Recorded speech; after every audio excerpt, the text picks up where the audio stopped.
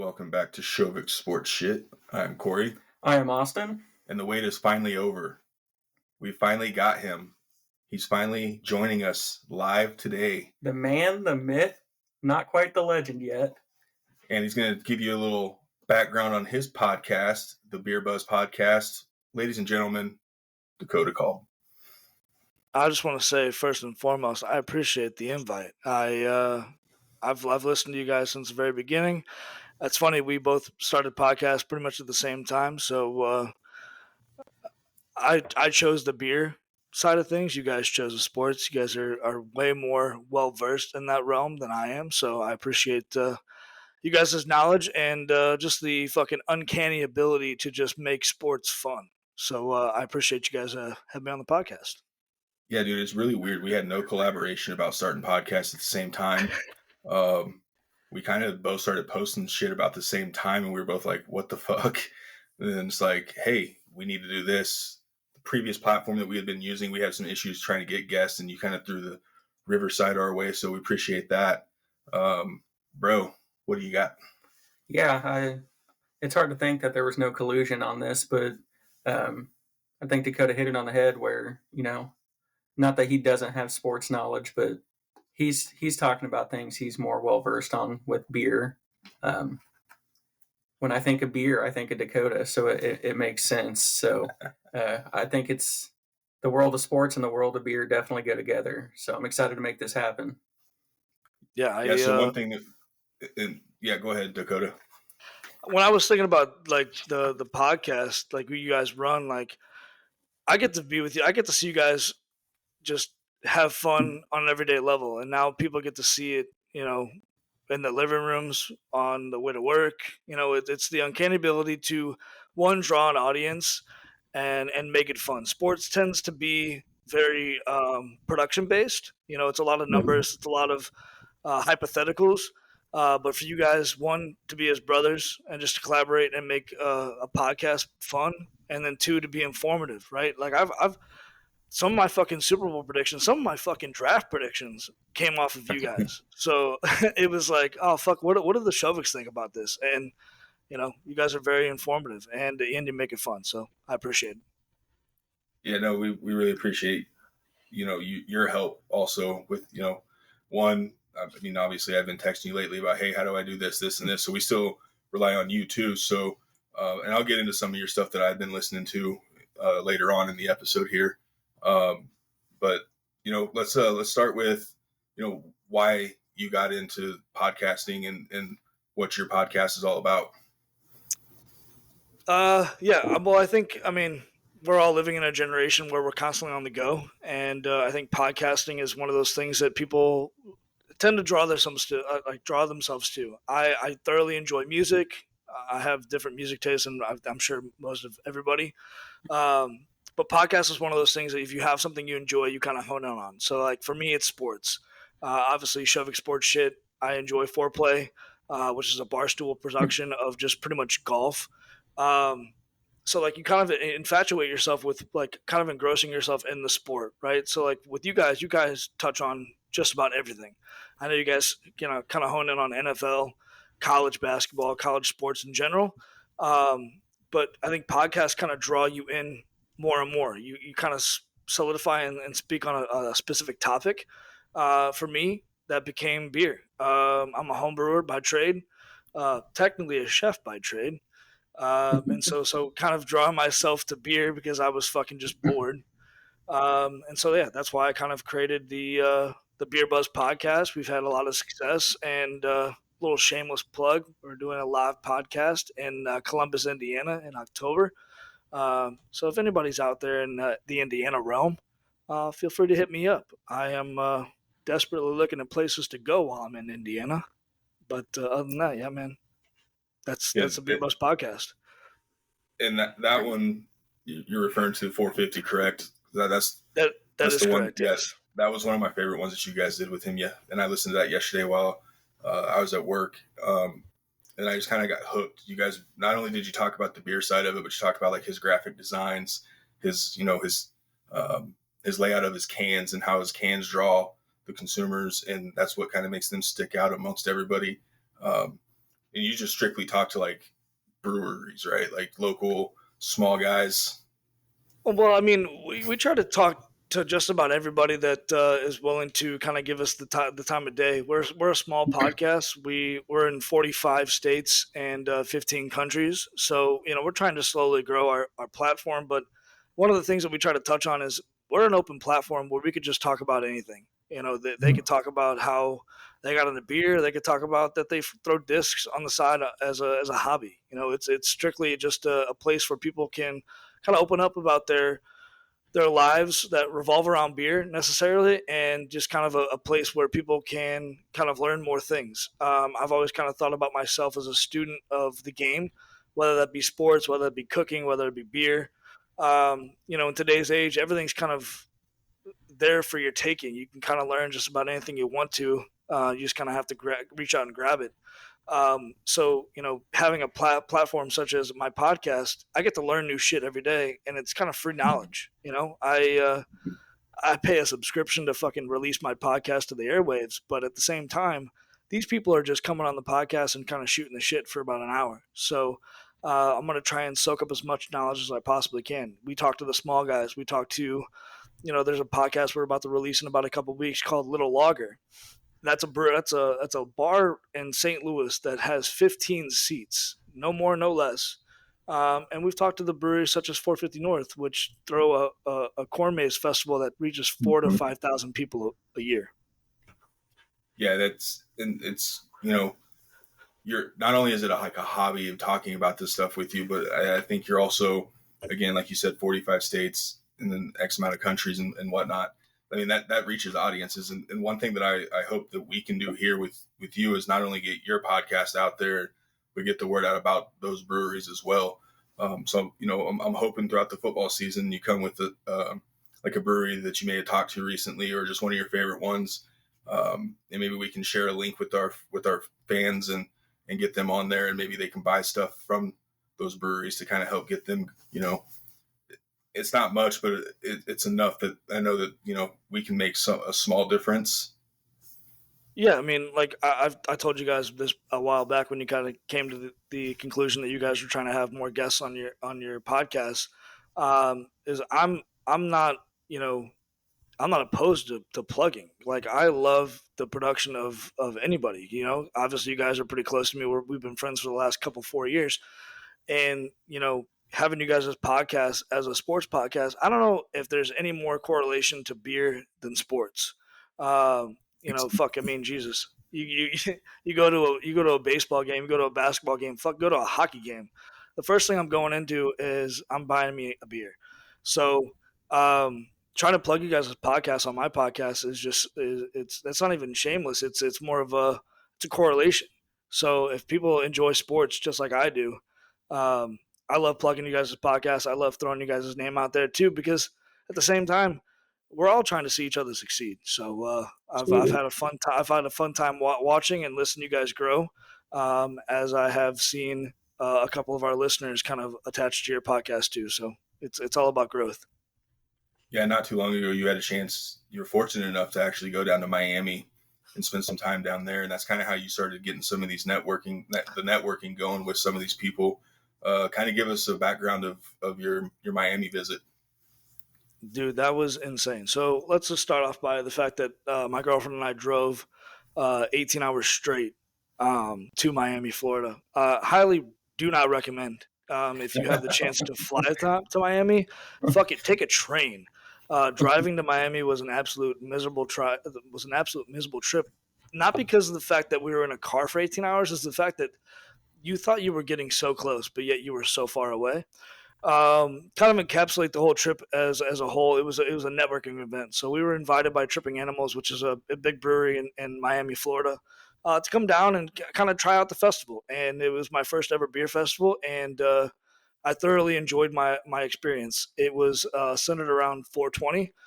So for people who are of the listening age that enjoy the holiday, that was kind of what it was centered around.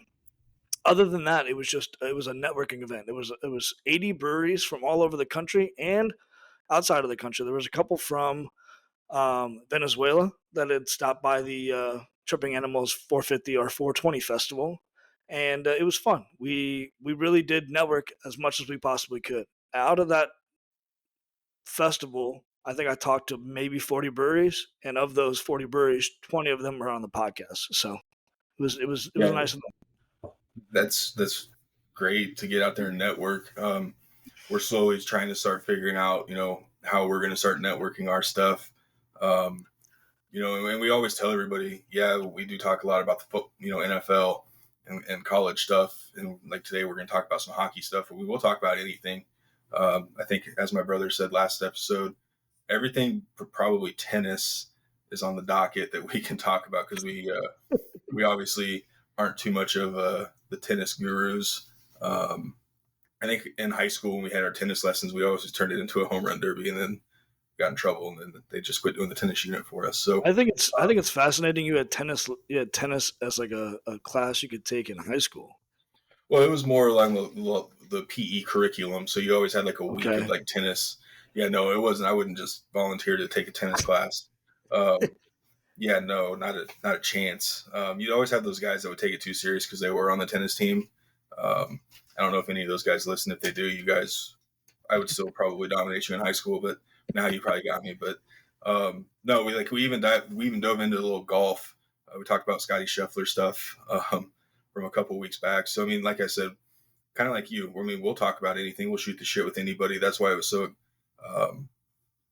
it was no brainer to get you on here and talk about beer also, because I mean we had the same thoughts of beer and sports kind of go hand in hand. So Yeah, and getting the conversation basically between the connection between beer and sports, that's really what it's all about. I mean, like you said earlier, we want to gain some knowledge as well, but at the end of the day, we just want to spark a conversation. Not all the time do beer and sports bring people together. I mean, there's rivalries, there's shankings. I mean, whatever there is when it comes to fans and alcohol and whatnot. But the main idea is to just start a conversation, centered, beer, sports, get into maybe some friendly arguments like you and I guarantee we'll do it a time or two, just given that the Cardinals suck and everything. So just excited to start a conversation, put some knowledge out into the world, and spark up some conversations for people. I wanted to know more about your guys' experience with the beer snake in Chicago. So I know you guys had a chance to go to Wrigley, and that's something that has always been my bucket list, not only to start the beer snake, but be a part of it. What was your kind of take on that whole culture, being that you were in the outfield and kind of, or not the outfield, but I guess it was the outfield, right? it Yeah, was the bleachers. Yeah. Bleachers, yeah. So how was that kind of experience for you guys, witnessing such I guess a weird tradition? So for me, I had talked 2 days before the trip to my coworkers at work, and I didn't even say anything really much about Chicago. I just kept bringing up Cup Snake. I was so, and I told my brother and Justin both when we were like, I don't give a shit what we do this whole trip. I want a Cup Snake. So we had that first time that we did it, we actually had a good group around us. Like, they were cool about it. You still have the ones that are like, yeah, it's not going to work. It's not going to work. But dude, those guys are fucking crazy. The Friday game, not as bad. Everyone's still kind of laid back. Saturday, it was fucking intense in those bleachers, dude. Like, I seriously thought there was going to be a couple brawls. Yeah, and the rules behind it, you kind of see it on TV and you just think, get all the empty beer cups you can and make a snake. But security was letting us know, like, there's rules. Like, if you want to do this and continue it, like, you either have to be sitting down. Anyone who's like holding the cup snake, you can't be standing up. You can do it sitting down. And to me, that was wild. I'm like, why is there rules to this? Like, it's a bunch of people who spend way too much money on alcohol trying to build this awesome snake, and they're like, you can do it with rules. And I think that was a weird part for me. I wasn't expecting the rules. Yeah, if it broke, you're done. They take it. So the crazy thing is, there wasn't so many on Friday when we were there. Our section had a good one going. It was Saturday, dude. You could literally, so we were in like left center, so we had ours going. You could look down the left field line. You could see they had a section that had it going. Then you look over to right center and right. These dudes had it basically from the first row all the way back, and it broke. And you could just hear everyone like trying to block security as they were trying to get to these cups. and everyone starts booing, and then you still see cups just flying. You see cups flying to this group. Like, let's rebuild it, and then just So again, probably one of the better weekends I've ever had at a sporting event, and I've been to so many sporting events in my life, but being at Wrigley was definitely great. One, because I saw the Royals win the first game. Two, Cubs winning at Wrigley is like a World Series because they get after it, they get into it. Definitely a neat experience. Yeah, we don't win a lot, so even a regular season game, we sing "Go Cubs Go," which is what I really wanted. I wasn't too confident that we were going to be able to sing it, especially after the first night. But it even if you're not a Cubs fan, or even if you're a Cubs hater, Wrigley Field should be at or near the top of everyone's bucket list for many reasons. It's an atmosphere like no other, honestly. Yeah, I mean, my first moment of Cubs non-great history is Moises Alou going to the left field wall, and Steve Bartman just making an ass of himself. So I need to make my Bartman a contract after that. Not it. They gave him a ring. They did. So another thing with that weekend, there was an air show right off the lake. So basically the whole time you had bombers and planes just flying over the stadiums, just getting everyone hyped. And that just made all the drunk people get even that more wild and crazy. And then, the Cup Snakes were just flowing. But I didn't like it because you can only have 2 beer limit each time. So even if I wanted to go buy, the group of beer, I couldn't because we had more than 2 people. So it was kind of dumb. But at the same time, we were right there next to the beer stand. So that also was kind of nice. The 2 beer limit. The 2 beer limit's insane. I experienced that when I went to the Dallas Stars game here in Dallas. If you don't have a buddy with you, or somebody who can vouch for the fact that you're not buying more than 4 beers, you're out. 2 beers is it. Yeah. Well, and especially at Wrigley, I think they were like little 8-ounce cups. Yeah, the little empty cups, or you could get the bat. Yeah. So it's like, even if we're grabbing 2, we're grabbing like 16 ounces of beer, and it's like, we're at Wrigley. What are we doing here? Let's make these 32 ounces, and then 2 of them will do just fine. So I did have a question about the Cup Snake that I'm curious about. Mm-hmm. So are you like starting the conversation before game even starts? Like, hey, this is an idea that I would like to do, or Yes. is it just like one of those things that it just fucking happens naturally? The cool thing is we had a dude who had season tickets that first day, so he was real helpful with but he also wasn't as like, I've done plenty of them, I'm not really interested in doing it, but if you do, here's the thing. And the security guard kind of got there, and we got there well before the game started, so we were still getting situated, so not everybody was there. So the security guard standing there, and I kind of talked to him and I asked him, and then that's kind of when he went the rules, and we were both, or me and my brother, kind of looked at each other like, there's fucking rules for this? What? Like, no, like, there shouldn't be rules. You're just doing it. Like, we're not going to get it on the field. We're not trying to throw this, we're not trying to throw it onto the field, but there were rules to it. Security guard was cool about it. And he was a little slower getting to us when it broke. So he kind of knew what he was doing, but I noticed that a couple times when they would do security guard changes, so like if someone would change out with someone else, like you look over to your right and all of a sudden the cup's like halfway up already. So it's like, oh shit, like they wasted no time. So like, and you can start seeing cups, people handing cups, and you're looking over your shoulder and you just get a stack of cups handed to you, and you're like, oh, okay, I know where this is going. Hand it down to the group, and you just watch it go, and then before you know it, oh shit, I'm holding this thing. So yeah, dude, it was fucking wild. But that was my number one thing in Chicago. I was like, I'm not leaving here until I start a Cup Snake. Yeah, and you had some of the fans who kind of made it their mission to do their part for the snake. Can't remember if it was the first or second game we went to where this guy and his buddy in front of us, they made it their mission to give us as many cups as they could. So they were flying through some beer. Strictly, well, maybe they used a Cup Snake as their excuse, but they might have had other issues. But they said the Cup Snake was why they were just rolling through it. So it was an experience. And yeah, there were rules, but like he said, the security guards weren't like gung-ho about it.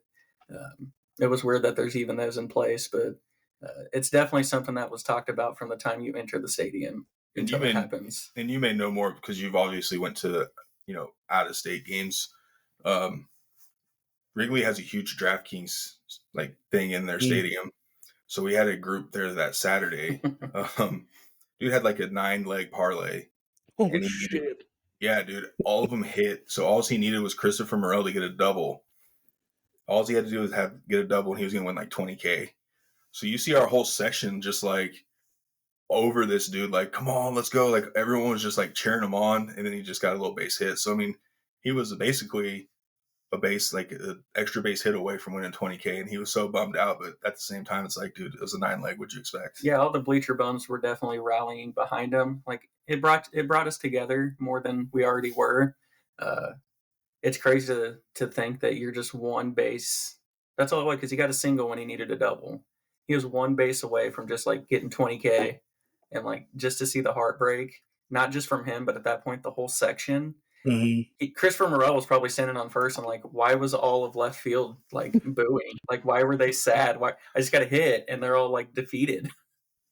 I mean, honestly, thanks to Pete Rose. I mean, betting on baseball has definitely been one of those things that I've taken my healthy share of winnings from. But I mean, honestly, like I think sports betting. I mean, we live in the ass state of Missouri now, where sports betting is not necessarily illegal or legal. But like I think sports betting, especially when it comes to like being in the actual facility that the sports is being taken place in, just amplifies your experience a little bit more. Like when I bet, for the Blues to win the Stanley Cup and I went to a playoff game, like, did I give a fuck that they won? Absolutely. But did I give a fuck that I also hit my bet? Was there a little bit more engaged in that game? Absolutely. And people were like, why are you so upset? I'm like, well, yeah, they fucking lost. But like, I also lost $100 on a game that I could have made 1,000, Yeah. So it's crazy seeing live action betting going on during the games. It's like in between innings, you could see dudes just in front of us on their phones throwing parlays down real quick. Like, hey, it's 6-inning parlay. Let's see what happens here. Who's going to be the last team to score? Who's going to get the save? How many Ks are there going to be from the 6th to 9th inning? So, yeah, I mean, when we were kids, didn't even think of even remotely coming close to doing in-game betting. And then my brother and Justin was going overboard with his like 15-leg parlays, trying to hit. He's like, dude, if I hit all 15 of these, I'm winning $60K. And it's just like, how many did you end up getting? Only like 2. I was like, hey, this is still fun because you're only throwing like $5 or $10 down. So it's like, okay. When your nickname's J Money, like I feel like it has to be the necessity that you play fucking absolutely insane sports bets. We were sitting there that first night after the game, and he's like, ooh, there's already something on there for tomorrow's game. And then before you know it, he's like, all right, this one could cash out at $68K. And it's like, what the fuck? Like, you don't even know if these dudes are going to be in the lineup yet. Like, you're hoping these guys are going to do it. And it's just like, oh, okay, whatever. But I didn't even realize it until we got over into Illinois. We took the train up there. You should have seen us on the train once we got into the state of Illinois, though. We were looking at so many prop bets. Like, all right, we're not only going to look at baseball, but we're like, who's going to be the NFL MVP? Like, should we put money down on like the Royals winning a division or like KU winning the conference? Like, not only the baseball game, but like we were little kids in a candy store once we hit that state line, and we're like, let's throw down everything we could. I mean, none of us hit anything of any relevance, obviously, but yeah. No, I think a whole weekend I won like $60, if that, on some smaller shit, but nothing crazy. So we talked about our Wrigley trip. You actually recently got to go to a playoff hockey game. I think it was Dallas and Colorado. Yeah. Since then, I've been to 2. So, yeah, Dallas, Colorado, and I went to the first game of the Western Conference Finals, Edmonton versus Dallas. Which one did you enjoy more? I will say this. So, I want to touch base on sports betting real quick, and then I'll go back to the Dallas thing. So, yeah. I will say there's no better experience than – so, I went to Las Vegas during the 2023 not conference final, I guess the championship game, AFC and NFC championship games. By far one of the best experiences I've ever had sports betting and or just sports in general. Sitting in a sports book in a casino and watching fucking people lose their asses and their fucking mortgages on fucking tight ends not getting fucking more than 100 receiving yards or fucking wide receivers not getting more than 6 catches has been one of the best experiences I can say I've had in my lifetime.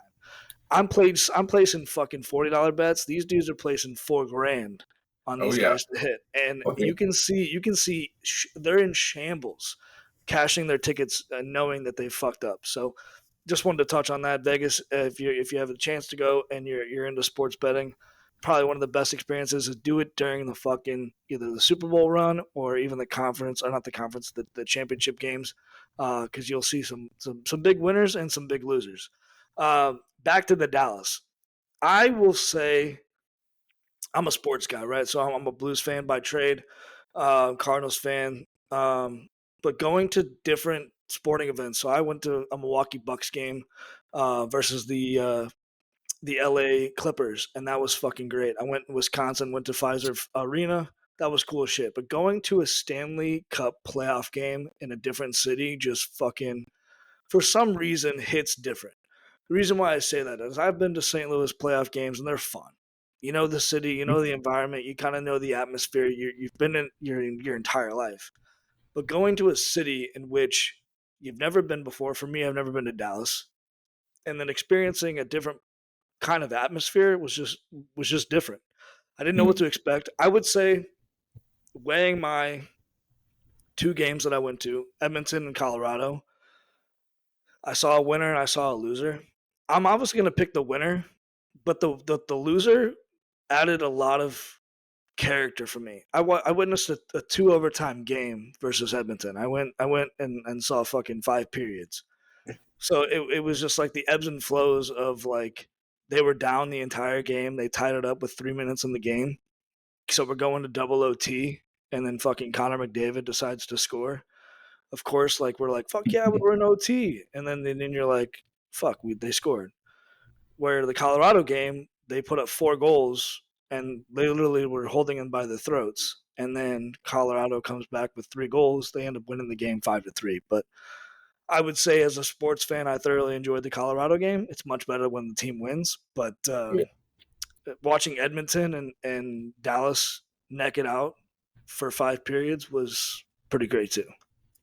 So we had talked at the end of our last week's episode, which touched on the hockey talk a little bit, and my brother had mentioned that, even if you're not a hockey fan, just watch 5 minutes of a playoff hockey game and you'll be hooked. So your experience of getting to see 2 overtimes, that's fucking wild, just because in the playoffs they don't do shootouts. I mean, it's you're going. It's no shootout. You're going until we get a winner. I think Connor McDavid, the other night we were watching, had one of the better, sexiest goals that I've seen this season. That dude's been nails for them. Yeah, dude, that's all. I mean, it took me a couple games to finally kind of get, locked in. I've watched playoff hockey before, but then we moved out here to St. Louis. You and Paul kind of got us into watching some of it, and it's just like, holy shit, dude. And then you add the playoffs on top of this. Like, we turned on a game the other night. I think it was the Rangers game. Dude scored a goal, but then there was just a full-on fucking brawl right after that goal was scored, because just why not? Let's just fucking scrap out right now. I think the thing that draws people to hockey more than anything is the fact that how, one, passionate the fans become. You can really kind of decipher who's a bandwagoner, who's not, because a lot of the playoff atmosphere comes from time, right? Like, and I'm not trying to make a dig at you, Austin, but like being a Cubs fan and not seeing a World Series title for fucking 100 years, it kind of plays into the fucking atmosphere, like that. Like you feel like you've been invested your entire life into this team, and when they finally kind of encapsulate and kind of get that momentum, because that's all playoffs is so you got to catch the team at the right time, you got to get hot at the right time. It kind of builds that atmosphere. And so for Dallas, they haven't won a Stanley Cup. Obviously they're out of the playoffs now, but they haven't won a Stanley Cup since fucking 1999 with Brett Hull and Mike Bonanno. And so, like, sitting in that atmosphere and sitting in that arena, these fucking fans haven't seen a Stanley Cup for fucking 25 years. And so they're fucking on the edge of the seats. I didn't sit down for the entirety of the third period, the first overtime, and obviously when McDavid scored. So, like, I was on my feet for a fucking hour and a half because it was just the atmosphere. It was one of those things that you were on the edge of your seat. There's fucking goaltenders standing on their heads, making sure that the last goal doesn't go in their net. So it's like it's hard to kind of, you can taste it and you can feel it via the TV, but sitting in an arena is just a different atmosphere. That's kind of how we feel about like Allen Fieldhouse. Like you can watch a KU basketball game on TV all you want, and yeah, they're playing at home. You hear how loud it can get on TV, but when you're in there in person, it's just night and day difference. Like it does make a huge difference being in person rather than watching it on TV. Yeah, and to touch on that, growing up closer to the K for the Royals for baseball, been to many games before. The fans are okay. Kansas City has pretty good fans. Regular season games are okay. But then I went to a playoff game when they played the Blue Jays year 14 when they came up short, but it was still a playoff game. Going to that game, to the stadium I've been to 100 times before, nothing was even close to that playoff game. But it's like you said, the Royals hadn't tasted success in decades. And, fans are invested. Like, you're a little less invested when you don't win. But, the fans still care. And during that time, you were spot on. Like, you could feel it in the stadium that, like, it wasn't just a game. Like, people lived for that, and you felt it. And I don't know. I'm not a huge Royals fan. Like, I root for them. I watch them. That's kind of the hometown team. But that's up there on one of my sporting events, and it's because of what you said. Like, you're invested, you feel it, and just to have a connection, a lot of alcohol involved. So you're a little more spirited on that front, but no, you're spot on. When you feel invested and you haven't seen anything in a long time, like the playoff atmosphere changes everything. I mean, we were playing NHL 20, or I guess it was NHL 19. And the Blues made their Stanley Cup run, right? That was my first time ever playing online NHL. It was fucking fun. Corey's putting guys in the fucking first row. And, during that run, like, as St. Louis fans, like, we haven't experienced a win at all. We've never won a Stanley Cup. And so, like, during that 2019 run, you felt invested because it was one of those things that you hadn't experienced before. Like, we'd gotten to that point, but it was one of those things. It was like that carrot game, right? You're constantly chasing something. They're constantly pulling it away, and then to finally kind of feel that. I mean, I'm sure as a Royals fan, like in 2015, like the fucking world just stopped because at that point you have reached the top echelon of the major leagues, whereas the Blues did that in the NHL. We were constantly the fucking team that could never get it done. We were close. We always had talent. We never had that chance to kind of solidify ourselves as a really good NHL fan base and an NHL franchise. And to win one, I'm sure as a Royals fan, you're like, all right, fuck yeah, we got it. We had the team. If you look at the team that the Royals had in 2015, even 2014 when they lost to the fucking Giants, you just fucking had it. Everybody on that team produced when they needed to and how they needed to. So. Yeah, and with the 14-15 teams, yeah, I mean, obviously those were the down years for the Chiefs too, but Kansas City, I mean, we see the Chiefs fans, we see how wild and crazy they are now. So, I mean, we know the fans are there. It's just when you put a bad product, like last year, for example, Royals lost 106 games. That's a terrible product. No one wants to go to that. You're still going to watch because you're a fan, but nothing comes close to those feelings in 14 and 15. When we lost in 14, I was like, shit, I don't even know what's going to happen. Like, did I expect them to go back the next season? No, not really. But everything just kind of pieced together and played out the way it was supposed to. So it was just like, cool. Would I take those 2 years for another 106 loss season? I would rather have a little bit more sustained success. I don't like watching terrible baseball. I really don't. 106 losses and being a laughing stock of baseball is not fun. So, yeah, what we got? I hear what you say, and as a Cubs fan, I am okay with the one World Series. We didn't go decades with nothing. I mean, we went centuries. Okay, still the greatest moment of my life. I remember where I was. I remember how I felt. The greatest moment of my life, and I wouldn't trade that. If we never go to another World Series in my lifetime, I'm okay with that. Just given the history of the Cubs. So it's like, it's a perspective of two different fan bases, right? Like, you got Royals win a couple decades being kind of shitty, a couple good years, and you kind of want more sustained success. And as a Cubs fan, I'm like, fuck it, man. You know how many people in 108 years their entire life they were a Cubs fan and didn't see shit, and I was able to see one. Like, I'm not trading that for nothing. Greatest feeling in the world. I'm happy I got to see one. I thought it was going to be a kind of a dynasty because we were loaded, and then we shit the bed afterwards, and I wouldn't trade it for anything. Honestly, I wouldn't. Yeah, but I think you being a Chiefs fan too. I mean, I think that helps too. Like if you have one team who's they're relevant each year consistently. So like you're a Cubs fan, yes, but you're also a Chiefs fan, so you kind of know what to expect during regular season. Where me, Royals, Broncos, outside of KU basketball, but I mean, obviously the Broncos weren't fun. They haven't been fun for a while, but I didn't really have a team outside of KU basketball, and they've been actually kind of letting me down.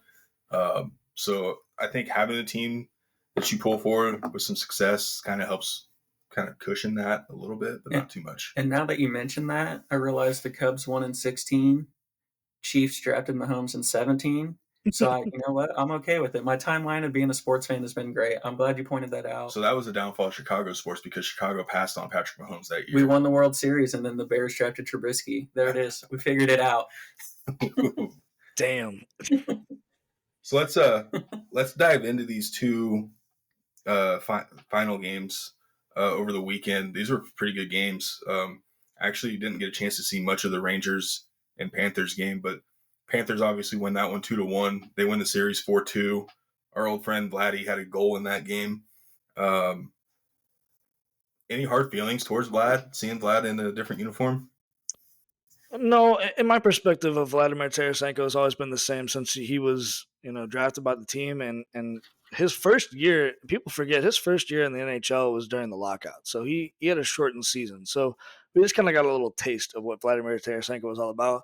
The problem is I feel like a lot of Vladimir Tarasenko's pressure became one of those things that St. Louis hadn't had a lethal scorer since Brett Hull.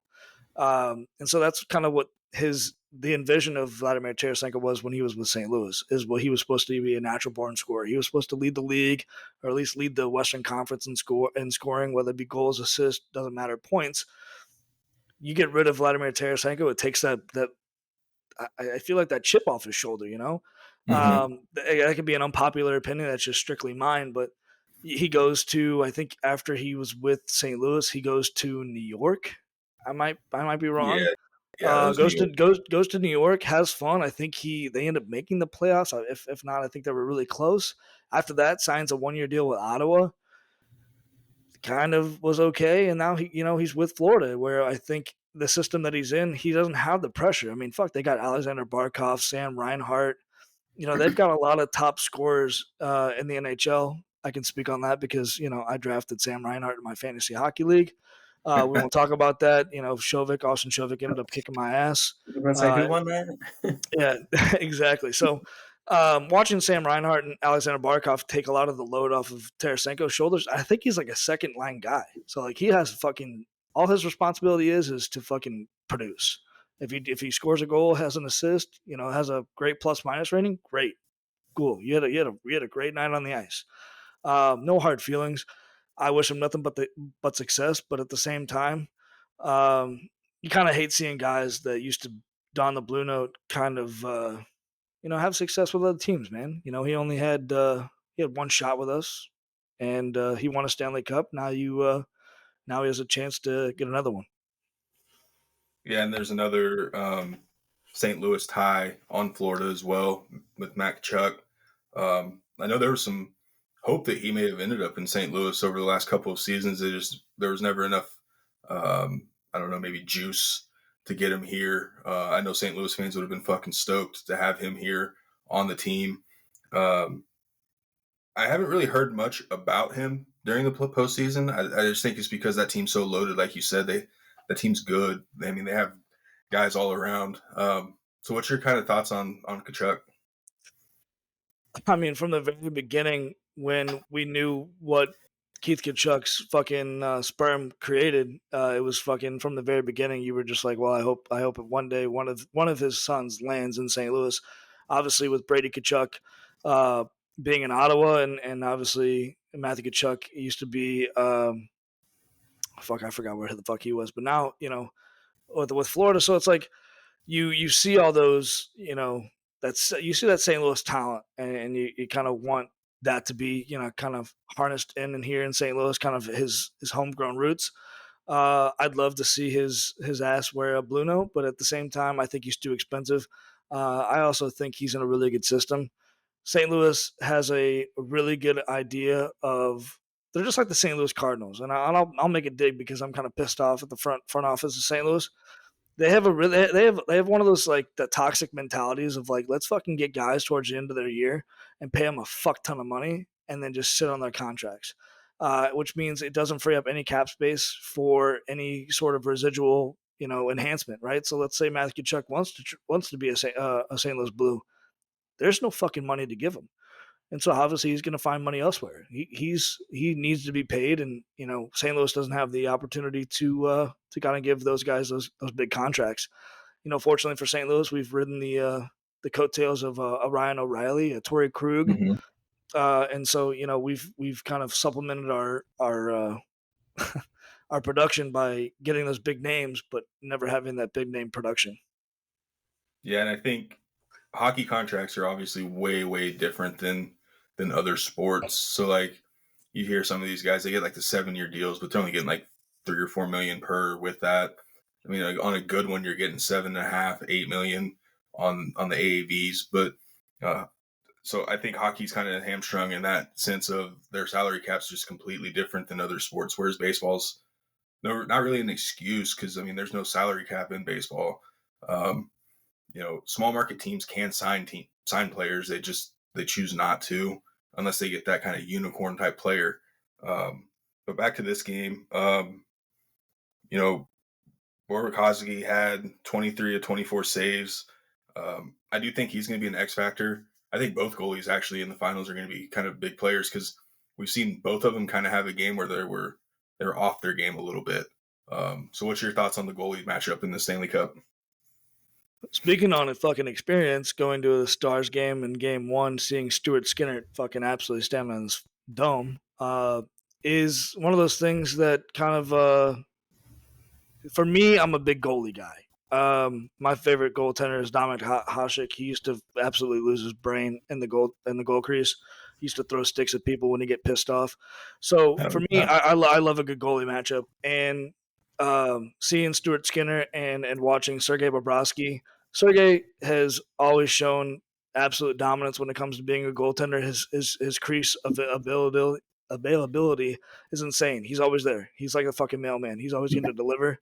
And so it's like one of those things that, for me, two things that I love when it comes to playoff hockey is one, the tenacity, and two, seeing goaltenders stand on their fucking head. Because I would much rather see a 1 to 2 goal game.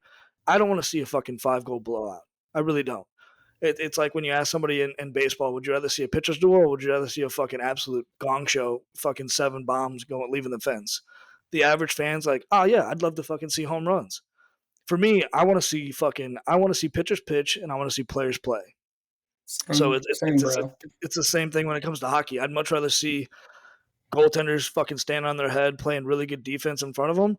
And if the inevitable happens and a goal squeaks by, then it happens. But I want to see the two best teams, East versus West, play their fucking minds out. That's it. Yeah, and to just touch on the importance of, goaltending in the playoffs, Blues don't win in 19 without JB and what he did. It got him paid. It honestly turned their season around before the playoffs. That the average fan or maybe a casual fan wouldn't think goaltending's that important. But for us specifically, 19 doesn't happen without JB at all. Like, you can say what you want, but it doesn't. We went through 4 goaltenders that year. People don't realize that. Yeah, and the goaltender, it's not the sexy position. It's no one's gonna sit back and be like, oh, they have the best goalie. That's who I'm picking to win. But it absolutely does matter, especially in the playoffs. And we do have a good goalie matchup. And I'm with you. I'd rather see a pitcher's duel. So same for hockey. I want to see great goal. I just want to see good play, even if it does end up 5-4. Like, as long as it's good, like, I'm okay with it. But I'm with you. I just want to see good. And you were talking about Skinner just standing on his head. I mean, you look at this, Game 6 series clincher. The dude was 33 of 34 on saves, and Edmonton only had 10 shots themselves. 10 shots. Yeah. I mean, you do the math right there. 34 shots from Dallas, and he got 33 of them.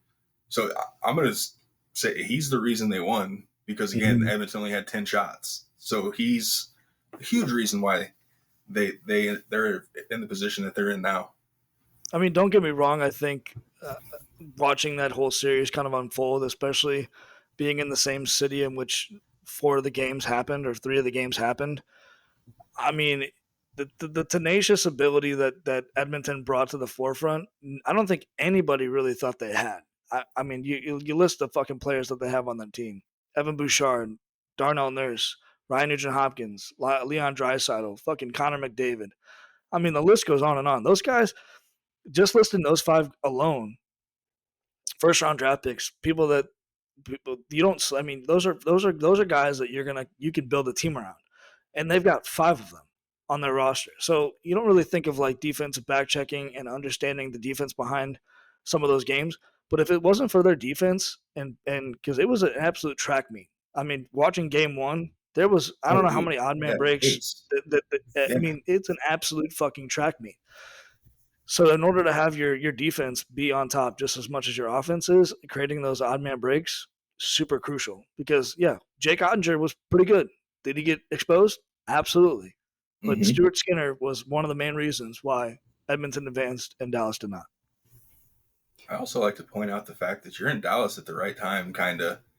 So you got a chance to see the Stars, and obviously the Mavericks are starting up their shit, so I'm sure it's buzzing down there. And then obviously everyone's kind of like, yeah, Cowboys, whatever. But, dude, this matchup's it's going to be a heavyweight battle. I'm not going to get your prediction quite yet. We'll get that in here in a few minutes. But what are you kind of expecting to see in this Stanley Cup? I honestly think it's going to be more of a defensive battle than what we're kind of expecting. Here's my thing. You have the Florida Panthers who have, like I said, Bobrovsky, which is not Bobrovsky. Bobrovsky, who has an absolute fucking stud in goal. You have Sam Reinhart, Matthew Tkachuk, and Alexander Barkov as their fucking offensive threat. Then you got on the flip side Stuart Skinner, who literally showed his ass the entire playoffs that he is one of the best goaltenders in the league. I know he doesn't get a lot of credit because he plays for Edmonton, and you kind of count on those guys like McDavid and Draisaitl, who usually lead the league in points. Usually they're a 1-2 tandem, which is honestly sick. It's like, going back to the Gretzky days. It's okay, McDavid, you're always going to be in Gretzky's shadow. But like going touching on the fact that like I think this is going to be more of a defensive Stanley Cup than I feel like people are going to ride home about, because you have such offensive firepower. Like they're going to be if it's not a 5-4 game, I'll be shocked. But if it's a 1-0 game, I also won't be shocked. One, because the goaltending is some of the best. Bobrovsky has I can't remember what the fucking trophy is. It might be a Vezina. But to be the best goaltender in the league is saying something. And then to be stacked up against McDavid, Draisaitl, Bouchard, Nugent-Hopkins, like if he wins the Stanley Cup, or if his team wins the Stanley Cup, he's going to be just like the Marc-Andre Fleury's, the Martin Brodeurs, the Patrick Roys. He's going to be in those conversations. Yeah, I have a hard time going against Connor McDavid, just because when I first got into kind of watching the hockey stuff, it was him, McKinnon, Austin Matthews, those kind of guys that obviously those are the superstars of the sport. So I tend to pay more attention to Connor McDavid just because, one, this season he was on my fantasy team as well. And he had a ridiculous amount of assists. And I was getting pissed because all I'd look at, see, he had like 4 assists a game. And I'm like, what the fuck, man? Like, can you trade a couple of those in for some goals? Like, man. But now you see him turn it on. And like I said the other night, that goal he had, my God, dude, I even had to like stop my brother doing from what he was doing with, I was like, dude, you got to come watch this fucking goal. This was just nasty. And then we made Paul go watch it. So I will say this: watching McDavid skate in person, I've had a couple chances to watch him this season. Went to like 15 Blues games, kind of an obsessive amount. But watching him play against Dallas in the playoffs, he turned it on this season. He really did, because whether people like to believe it or not, McDavid has a fucking huge chip on his shoulder. He plays for one of the most storied franchises in all in the NHL. I know it wasn't because he was on the team; it was because of the great one, Wayne Gretzky. But they haven't been really. I wouldn't say talked about for the last couple 20 years because they've always kind of choked. They've always had the team, they've always had the production, but they've never really like cemented their legacy. And so for Edmonton to kind of get back to the playoffs or get back to the Stanley Cup Finals is saying something. So watching Connor McDavid undress Dallas like he did was unfathomable. Like that dude has so much skill in one stick. I will say this: his skating ability scares the shit out of me. That dude can go 0 to 60 from 200 feet of ice and will undress 5 defenders in the blink of an eye. So that's the one thing that I feel like I know that Florida is going to do a lot of research on and kind of figure out how the fuck you're going to contain, 97. But 29 is lurking very quick. So it's one of those things. It's a 1-2 tandem. If you can't contain Leon Draisaitl, you got to contain McDavid. Yeah, I think after that goal the other night, they showed McDavid on the bench, and my brother made a comment to me. He just had that look in his, that look about him that, he wasn't going to lose this game. I mean, granted, it was only 2-1 game, but he was locked in. And I think teams feed off, especially him and Draisaitl both. But I even saw Vander Kane out there, scrapping a little bit. Crazy to think that he's still, playing. And he's actually playing at a high level too. I know he was going through some shit not too long ago, a couple years ago or whatever it was. But I mean, when you file for bankruptcy, I would consider that to be one of those things you go through.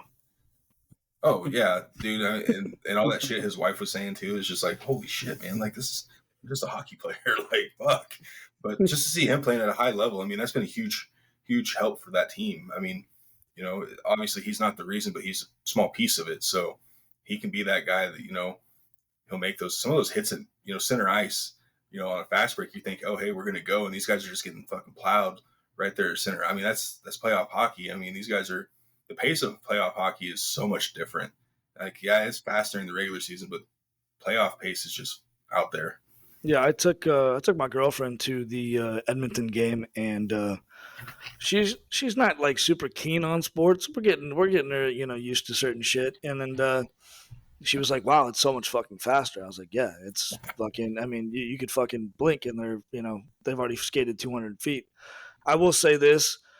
The Edmonton Oilers have always kind of felt like the LA Dodgers of the major leagues. They've always kind of fucking, I don't know how they do it. They cushion their team that they can just produce fucking just nothing but talent. Unfortunately for Edmonton, they just choke like shit. They're like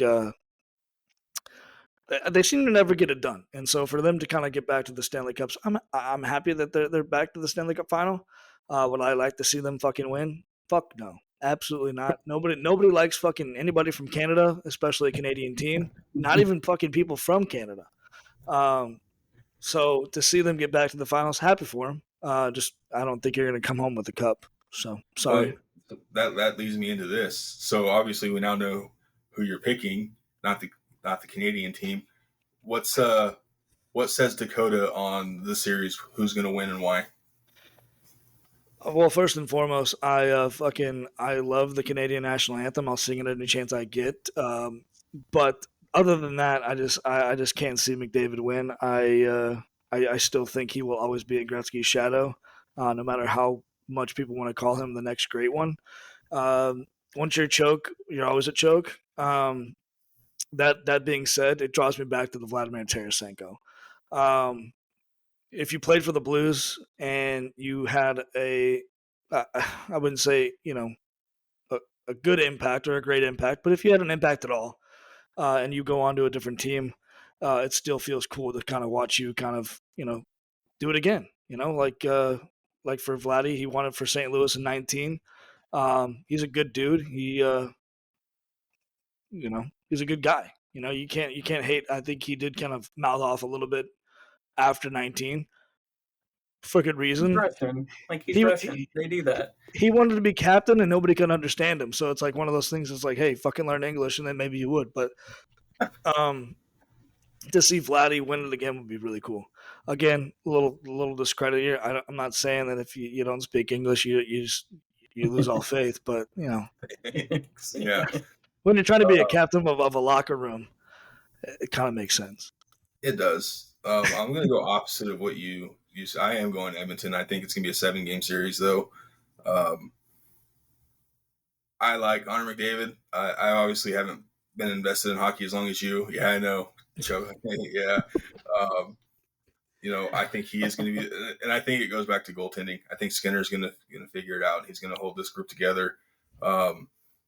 I want to see a heavyweight battle. I do, but I also want to see 7 games because I just love game 7s of any sport, basketball, baseball, or hockey.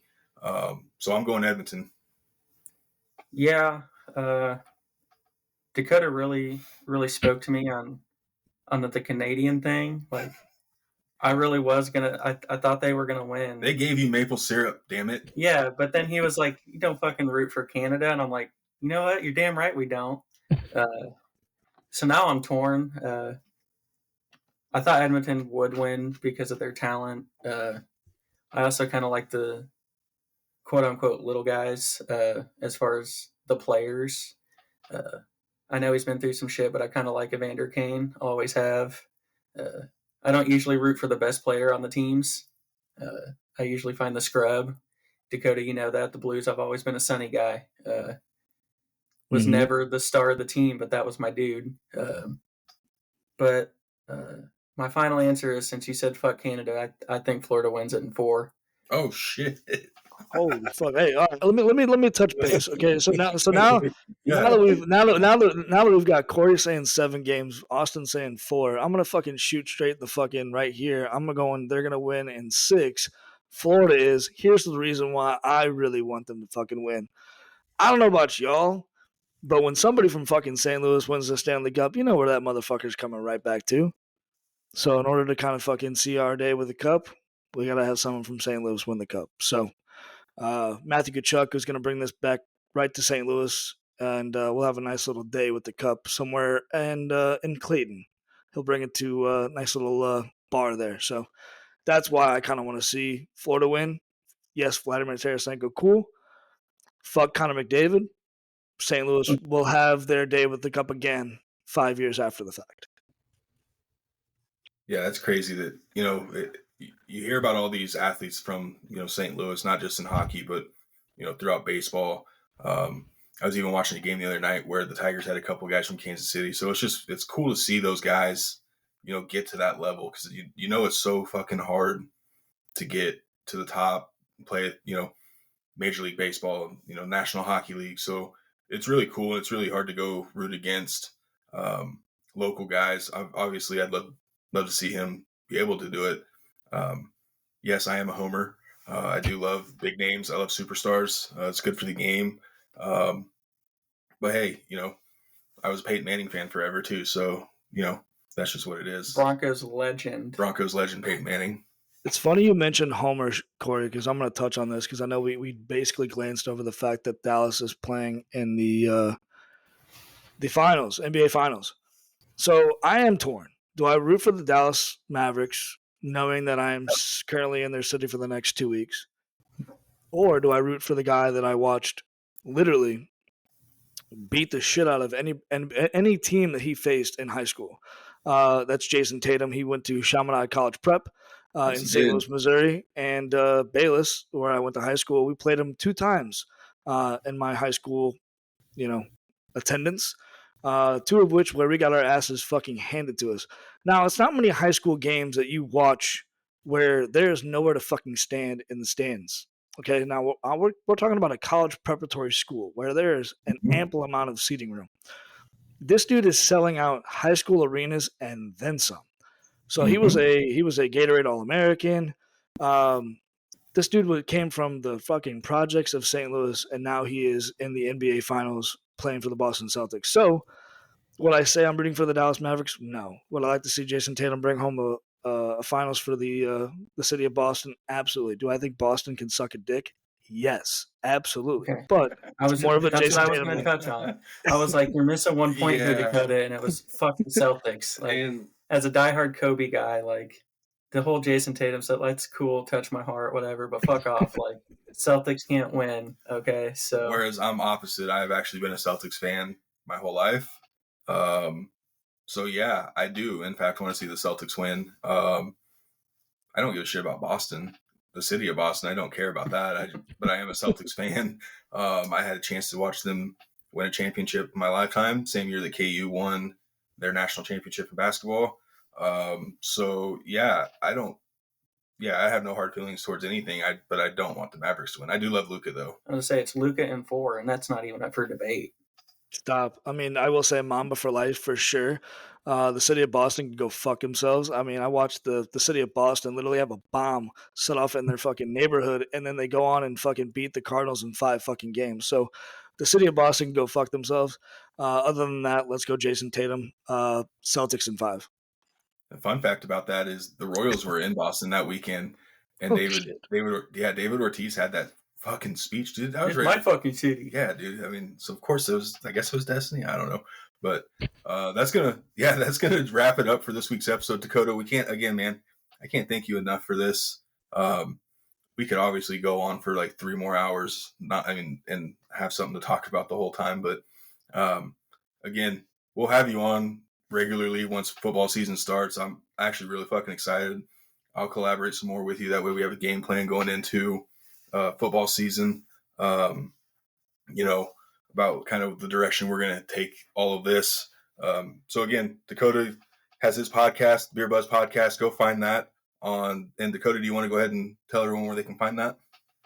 Yeah, I'll give my shameless plug. Yeah, we're the Beer Buzz Podcast. You can find us on Apple, Spotify, Google, Amazon, wherever you watch your podcasts. We're on Instagram at the Beer Buzz Podcast. If you're on Twitter or X now, we are at the Beer Buzz Podcast _ But yeah, I thoroughly enjoy talking about beer. If you enjoy beer or hearing about breweries, check out our podcast. But if you're not already fucking subscribed to the fucking Shovik Sports shit, please do. These guys are fucking killing it. They're talking about sports. They're making it fun. They're making it inviting. And who doesn't love a fucking good laugh for an hour? Yeah, we really do appreciate that. Next week's episode is going to be hopefully not too, but we're going to get back into some baseball talk. It could be a rough stretch for the Cubs and the Royals. Royals rained out tonight against Cleveland. Obviously, that wasn't off to a good start. They got 4 with the Yankees. The Cubs are currently battling with the other great Chicago team, the White Sox. So that's what we're going to dive into next week. And then we'll start getting into a little bit more of training camp talk. OTAs are going to be wrapping up too. So yeah, and then again, we'll get Dakota back on here. So if there's questions you want us to ask Dakota, we can get him on here at any time. Please ask. Again, like he said, go find his podcast, the Beer Bud Podcast, and we will talk to you guys next week. See ya.